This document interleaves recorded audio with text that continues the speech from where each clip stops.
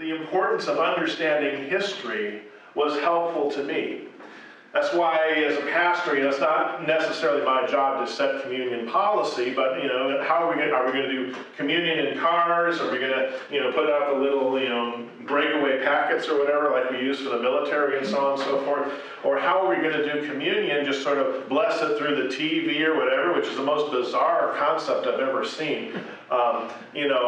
Taking a cue from history, we're just not going to do communion for a while until the situation gets to where we can meet publicly for worship again, because that is how the Lutheran Church 400, 300, 200 years ago handled these circumstances. And not only something like plague moving through town, but like siege, for example. We have instructions on how to minister during the siege of your town.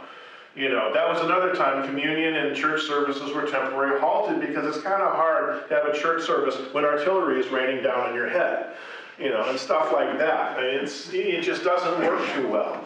You have all of the horrors of siege warfare. I'm not even going to go into that in class because it's wicked and ridiculous.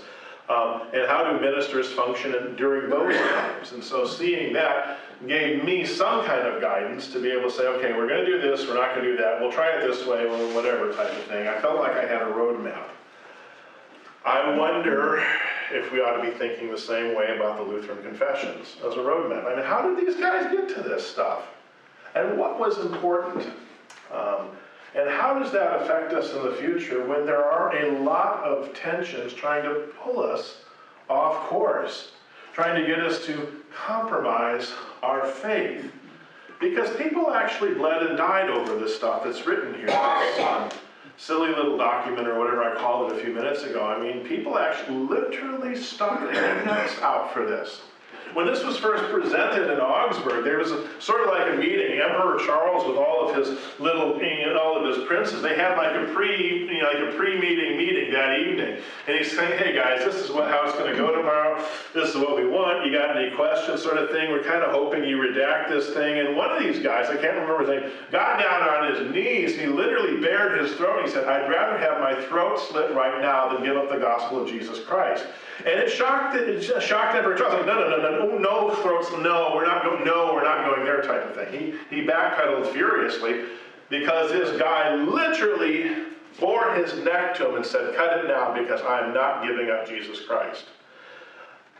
So you think I ought to be able to find a way to teach this effectively, just at least have a passing reference there, you see what I'm saying? Just to know that this is where people have been. And I would also submit that these things have been abused too. Like I say, you don't want to read these devotionally. I mean, they're Midwestern Lutherans are going to watch Rick's video and try to get me excommunicated from the church from saying that, but you don't want to treat this like the bronze serpent on a pole. You know what happened there? Everybody's getting bit by snakes because they're off complaining about God. A bunch of people die. Moral of the story, don't complain about God, you might die, sort of thing. Moses says, here's your bronze, make a bronze serpent, lift it up on a pole, you look at that snake, and you live. See how he's trying to make it like the cross of Christ. This is how faith happens. You look to Jesus, and you live. You don't have to make any extra sacrifices. You don't have to figure it out. You say, how is this rational? We got this stupid bronze snake on a pole. I'm going to look at it and go, okay, fine. But that's the way God wanted it done. He's trying to illustrate a point. Well, you know what happens? At some point in the future, they decide to start worshiping the stupid bronze snake. And that's not what we want to be doing. You could even make the case that we sometimes do that with crosses today, or whatever. Or, I'm a Lutheran Christian. That was never the point of it. And so to me, these things are tools in the toolbox as we move forward, including our history, in trying to bring the gospel to this current generation that obviously needs it, that every generation does. But the thing about being in the electronic world is I think stupid ideas travel much faster than they used to in the ancient world. And so people, all the things I preached about today, people being anxious, people, whatever, having these responses, they can happen that much quicker because we can write a meme in Beijing and stick it on Instagram over here and, set the Americans on fire to do whatever, or whatever the case may be. We are in a ridiculous information war now. And how should we respond as Christians?